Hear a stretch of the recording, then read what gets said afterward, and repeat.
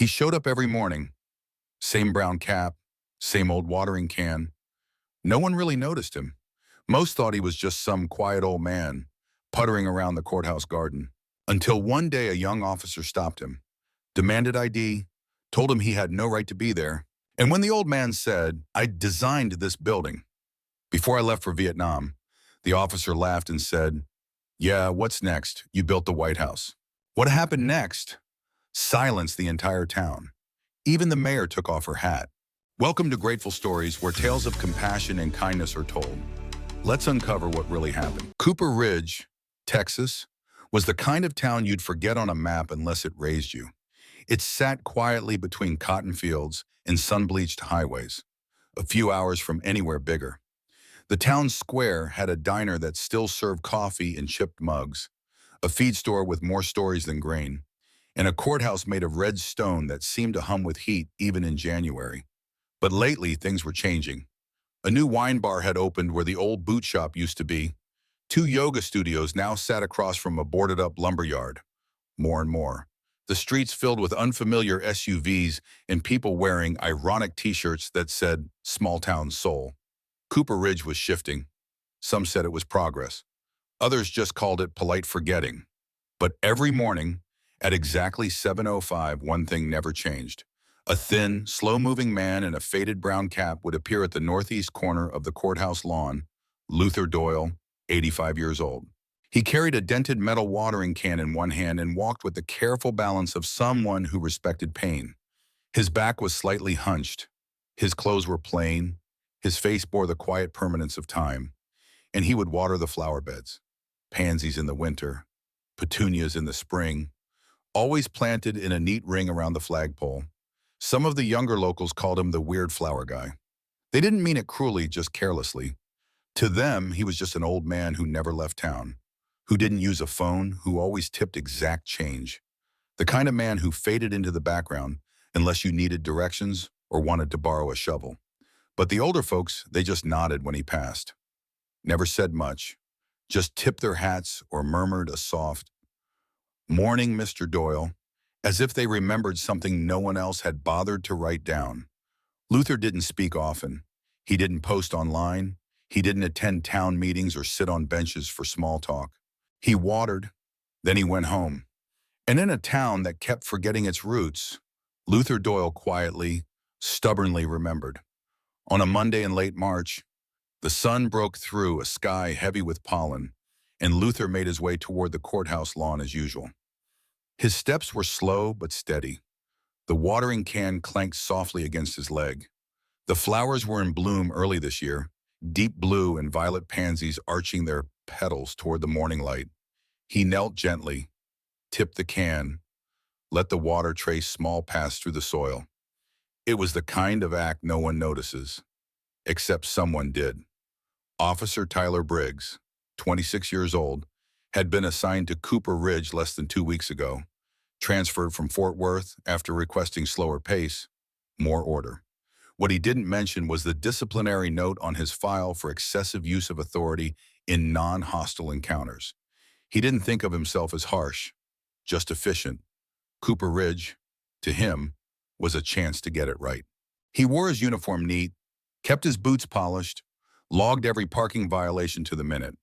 But he didn't like uncertainty, didn't like eccentricity, and didn't like seeing a man he didn't recognize near a government building, carrying something metallic. Tyler stepped out of his cruiser, walked across the courthouse walkway, hand resting on his belt. "Sir," he called out, voice firm, official. "You can't be wandering around here without proper authorization." Luther didn't flinch. He stood slowly, brushing soil off his knees. "I'm not wandering," he said gently, "just watering." Tyler squinted. "This is federal property. Do you have identification?" Luther reached into his coat pocket and produced a worn leather wallet. He held it out, but Tyler didn't take it. He had already made a decision. "What's your purpose here today?" the young officer asked, tone tightening. Luther looked at the courthouse, then back at Tyler. "I designed that building," he said quietly. "Before I went to war." Tyler blinked, then snorted. "You designed the courthouse?" Luther nodded once. Sure you did, Tyler scoffed. Let me guess. You built the White House, too. The words hung there, cold, sharp. Luther didn't respond, just tucked the wallet back into his coat, turned, and picked up his watering can. Tyler didn't stop him, didn't apologize, didn't think he needed to. Across the street, just inside the arched stone entrance of the Cooper Ridge Public Library, a woman stood behind the tall glass window, watching.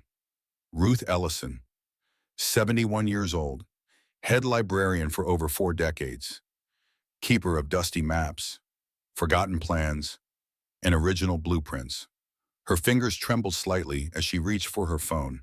She tapped once, then again, then held the screen up, recording as Luther walked away, the young officer still standing tall in the background. She said nothing, but in her eyes, something sparked. A line had been crossed. And the town, whether it liked it or not, was about to remember. The photo landed in Mayor Deborah Gaines's inbox at 6:18 p.m. The subject line was short, "You need to see this." She opened it. A still frame from across Main Street, Officer Tyler Briggs, arms crossed, back turned, and in front of him, bent at the knees, watering can in hand, stood Luther Doyle. There was a second message underneath. Just one line. Your rookie just mocked the man who built the bones of this town. Deborah didn't move for a long moment. She just stared at the screen, at the photo, at the contrast between a crisp uniform and an old man in a brown cap. Then she picked up her phone and dialed a number she hadn't used in years. The call rang twice before Ruth Ellison picked up. Deborah, she said, already knowing why she was calling. Ruth, the mayor said softly, tell me exactly what happened. Ruth did. She didn't embellish. She didn't dramatize. She just told the truth, quiet, simple, cutting. And when she was done, Deborah whispered, thank you, I'll take it from here. That night, long after the courthouse lights had gone dark, Deborah sat in her office. The town was silent, but her thoughts were loud. She opened the old filing cabinet in the corner bottom drawer. Far back, inside were rolls of parchment wrapped in linen bands. She pulled out the one marked 1959 Town Expansion Project and unrolled it on her desk. The paper had yellowed at the edges. The ink had faded, but the lines were still clean, the angles still sharp, and in the lower right-hand corner, in small, deliberate cursive, sat a name O.L. Doyle, designer, Cooper Ridge Civic Center master plan. Deborah exhaled slowly. She remembered now. She had been 7 years old when her mother pointed to the courthouse dome and said, a man named Doyle built that. Quietest man I ever met, but sharp as they come. Don't let the quiet ones fool you. Back then, Luther had still walked tall. Back then, the world still remembered things without needing to post them. The next day, Deborah drove out past the old railroad tracks to the edge of town where the hills began to roll, and the dust never quite settled. She parked in front of a modest brick home with no number on the mailbox and knocked once. It took a moment before the door creaked open. Luther stood there, one eyebrow raised slightly, hands still damp from soil. He didn't speak. Deborah took off her sunglasses. Mr. Doyle, she said softly, I owe you a cup of coffee, and this town owes you something more. He didn't reply, just stepped aside and let her in. They sat in silence for a minute before Deborah placed the rolled blueprint gently on the table.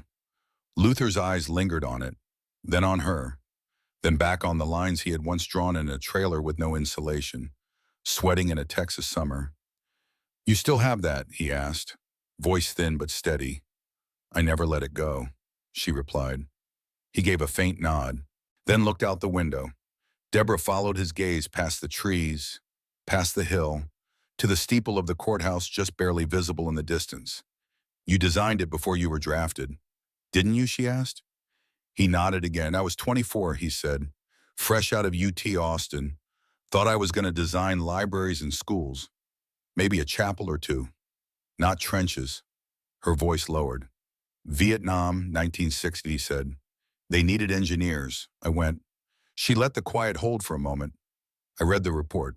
She said, "You pulled 7 men from a downed transport during a night ambush, carried 2 on your back while under fire."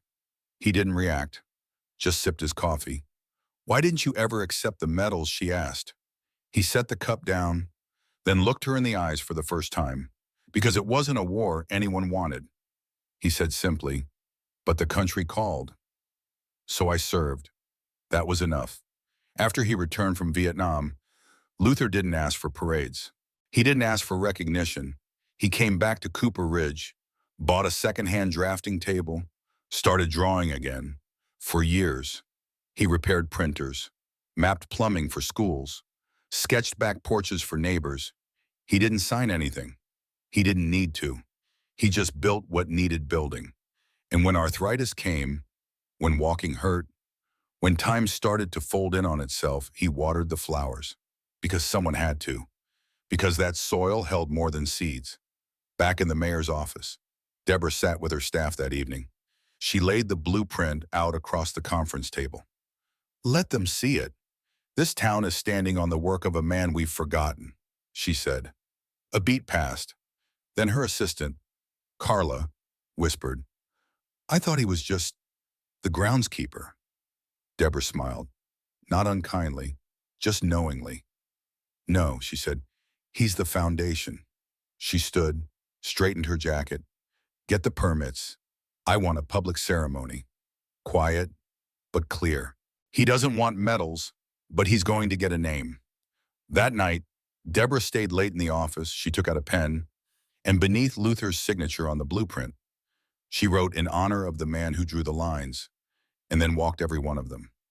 Outside, the courthouse dome glowed under a tired moon, and across town, in a small home filled with blueprints and dust, Luther Doyle sat quietly beside a lamp, sketching a new flower bed for spring.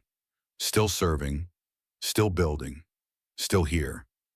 The sun rose soft and golden over Cooper Ridge that Saturday morning. The town square buzzed with life balloons tied to light posts, picnic tables lined in red and white checks, the scent of kettle corn drifting through the breeze. It was the 75th anniversary of the town's founding. At least, that's what the flyers said. A stage had been built at the foot of the courthouse steps. Speakers tested microphones. Kids chased each other with snow cones. And a local cover band rehearsed a rendition of "Take Me Home," country roads under a canvas tent. Most of the town had shown up. And like most events these days, the crowd leaned younger. College kids home for spring break, families with strollers, real estate agents networking in boots too clean to be local. And somewhere near the edge of the square, wearing his uniform with creases sharp as his stare, Officer Tyler Briggs kept watch. He didn't think about the man from the other day, didn't even remember his name. To Tyler, it had just been one more odd encounter in a town filled with quirks. An old man watering flowers on government property wasn't exactly criminal behavior, but it was technically against code.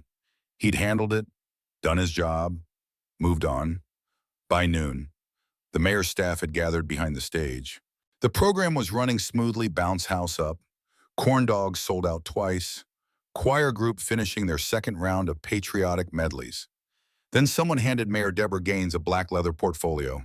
Inside were 2 items, a rolled blueprint, aged and fragile, tied with a ribbon the color of faded copper. 2, a black and white photograph, curled at the edges, smudged with time. It showed a man young, shirt half-buttoned, kneeling beside a makeshift stretcher in the jungles of Vietnam. In the background, a helicopter blade blurred mid-spin. The man's face was unmistakable. Even now, even aged by decades. Luther Doyle. Deborah stepped up to the podium just as the high school marching band finished playing America the Beautiful. The crowd clapped politely, already turning toward the food stalls and lawn games. Deborah didn't raise her voice. She didn't need to.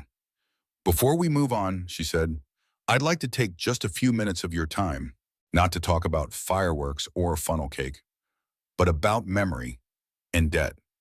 The crowd quieted, slowly. Some turned, some didn't.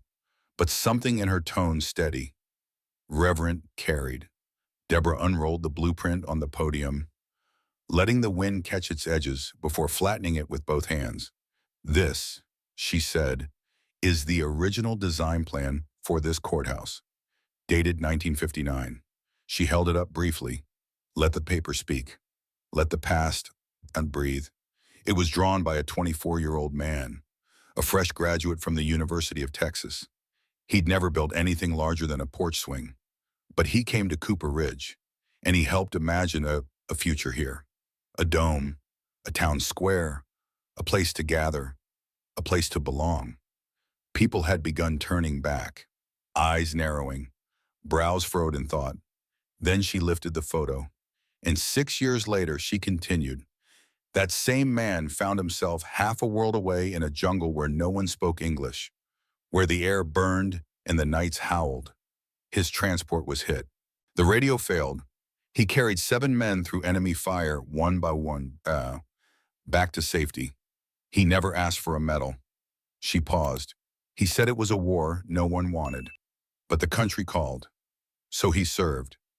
Now the square was silent. All of it. Even the toddlers. Even the teenagers. Even Tyler. Deborah looked out over the crowd, then pointed to the third row, just left of center. "Luther Doyle, would you please stand?"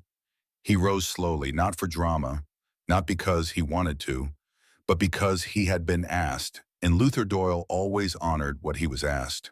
He wore a pressed white shirt tucked into faded slacks. A brown cap rested in one weathered hand. His shoes were polished, but cracked at the seams. And for a moment, he didn't look 85. He looked steady, like the very ground had taken form around him. Deborah stepped down from the stage, walked toward him without fanfare. And when she reached him, she removed her hat, the official Navy mayoral cap trimmed with silver thread, and bowed her head. The crowd didn't clap. Not at first. They stood, one by one, like rising was the only thing their legs knew how to do. All 800 of them. A few hands went to mouths, some to hearts, somewhere near the back. A child asked, "Who is he?" And his grandfather answered, "The reason we're here." Tyler Briggs didn't move. He couldn't. His spine locked.